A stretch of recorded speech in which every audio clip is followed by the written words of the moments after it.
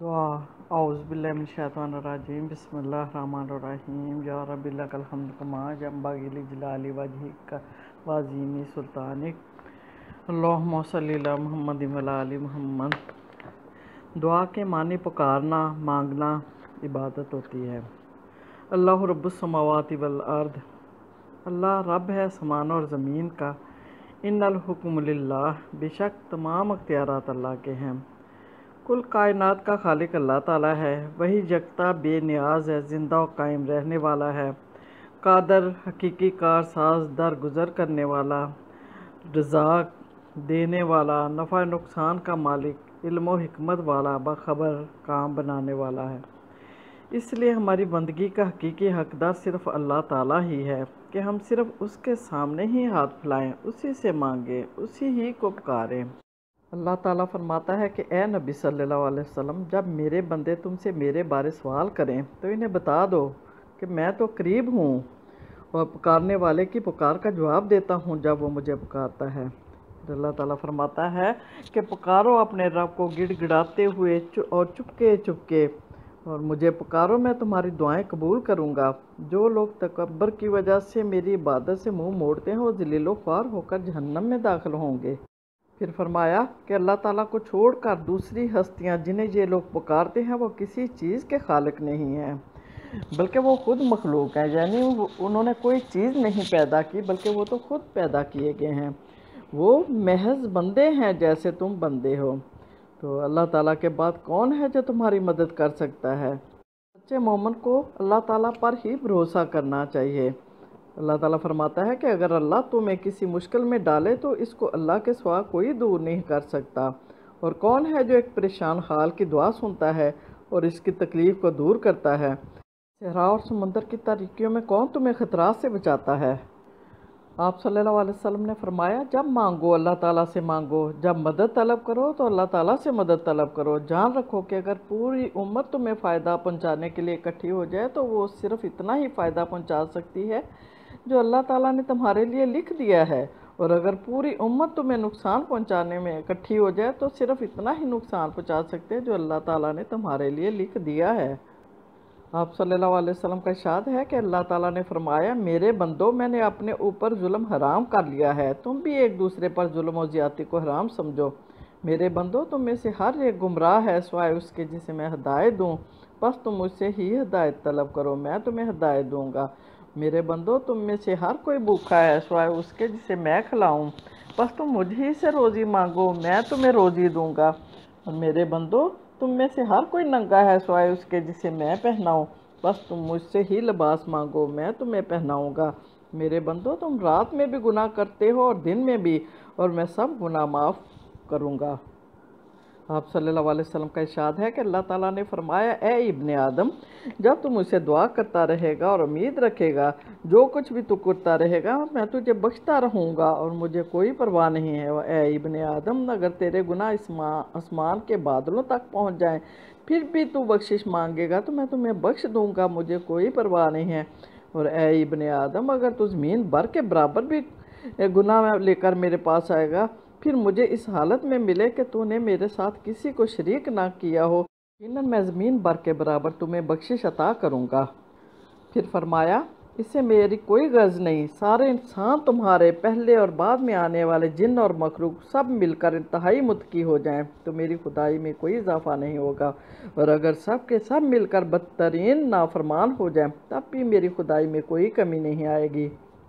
سب کے سب کسی میدان میں جمع ہو کے جو مانگنا ہے وہ مانگ لے، جو دل میں آئے مانگ لے، اور میں وہ سب دے دوں تو میرے خزانوں میں اس سے زیادہ کمی نہیں ہوگی کہ سوئی سمندر میں ڈال کر نکال لی جائے تو اس کے سرے پر جو پانی لگا رہ جاتا ہے اس کے برابر۔ اے میرے بندو، تم مجھ کو چھوڑ کر کس کے پاس جاتے ہو؟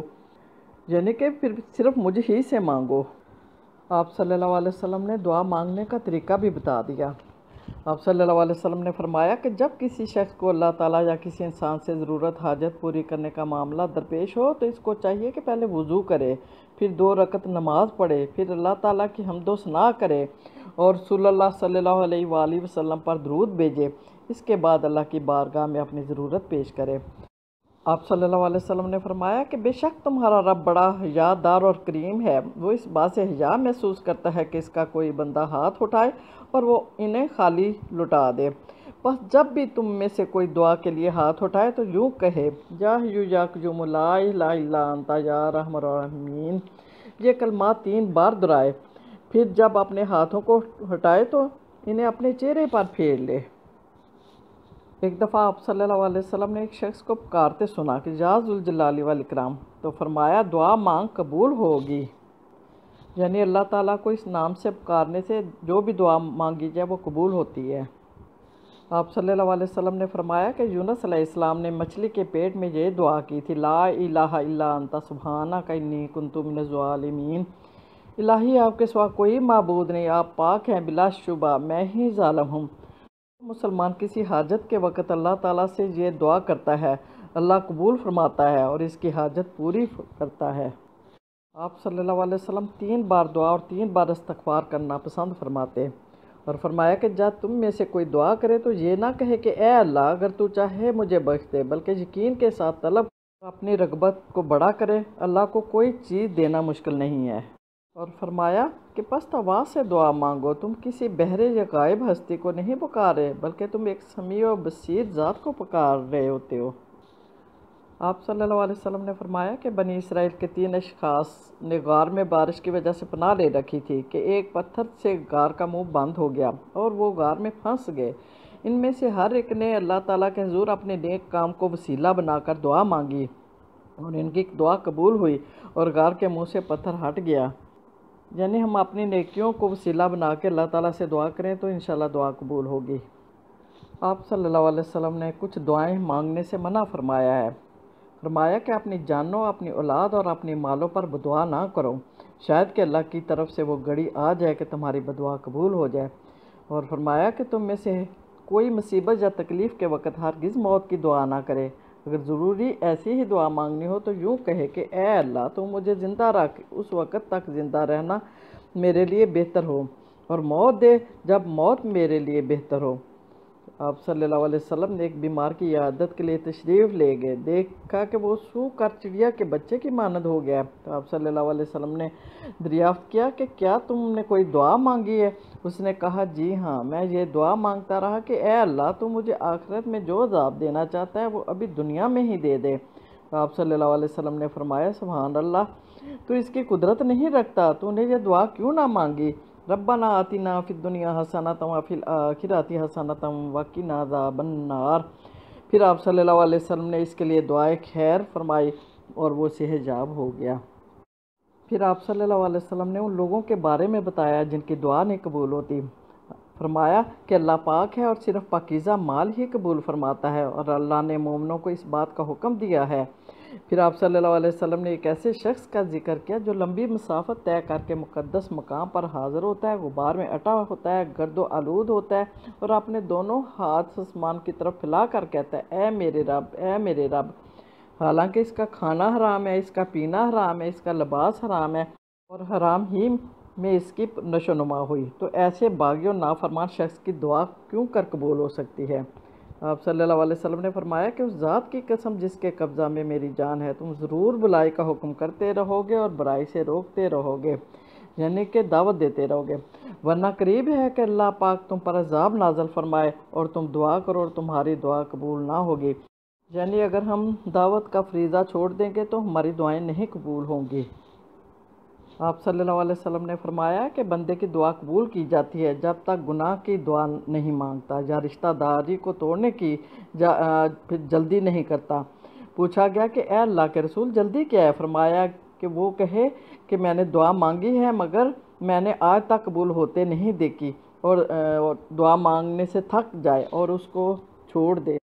آپ صلی اللہ علیہ وسلم نے دعا کی قبولیت کے بارے میں فرمایا کہ اللہ تعالیٰ ہر رات آسمان دنیا پر نزول فرماتا ہے، یہاں تک کہ جب رات کا پچھلا حصہ باقی رہ جاتا ہے تو فرماتا ہے کہ کون مجھے پکارتا ہے کہ میں دعا قبول کروں، کون مجھ سے مانگتا ہے کہ میں عطا کروں، کون مجھ سے مغفرت چاہتا ہے کہ میں اسے معاف کر دوں۔ اور فرمایا کہ اذان کے وقت فرض نماز کے بعد سجدہ کی حالت میں اور میدان جنگ میں مانگی گئی دعا ضرور قبول ہوتی ہے۔ پھر روزہ دار کی دعا قبول ہوتی ہے، باپ کی دعا، مسافر کی دعا اور مظلوم کی دعا ضرور قبول ہوتی ہے۔ آپ صلی اللہ علیہ وسلم نے فرمایا جو شخص دعا مانگے اور اس میں گناہ اور رشتہ داری کو توڑنے والی دعا نہ کرے تو اللہ تعالیٰ 3 میں سے اس کو ایک ضرور دے دیتا ہے۔ یا تو جلد اس کا مطلب پورا کیا جاتا ہے، یعنی جو اس نے دعا مانگی اسی کو قبول کر لیا جاتا ہے، یا پھر اس دعا کو ذخیرہ کر کے آخرت میں اللہ تعالیٰ اس کی نیکیاں بڑھا دیتا ہے، یا اس سے برائی کو پھیر دیتا ہے، یعنی کہ مشکلات کو دور کر دیتا ہے۔ اللہ تعالیٰ ہمیں رزق حلال عطا فرمائے اور ہماری دعاؤں کو قبول فرمائے، آمین آمین۔